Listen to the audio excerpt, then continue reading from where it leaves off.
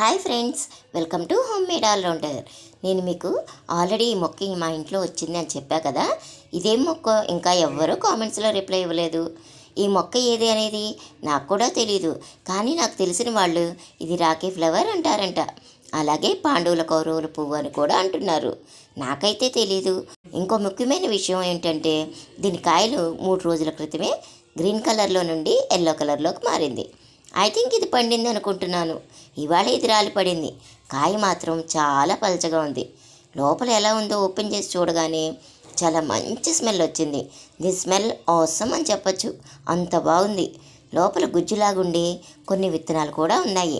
మొత్తానికి ఈ మొక్క పూలు చాలా అందంగా ఉండి దీని ఫ్రూట్ మాత్రం మంచి స్మెల్తో అదిరిపోయింది అనుకోండి.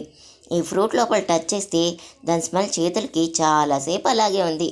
ఇంతకీ ఇదేం ఫ్రూటో మీలో ఎవరికైనా తెలిస్తే కామెంట్స్లో చెప్పండి.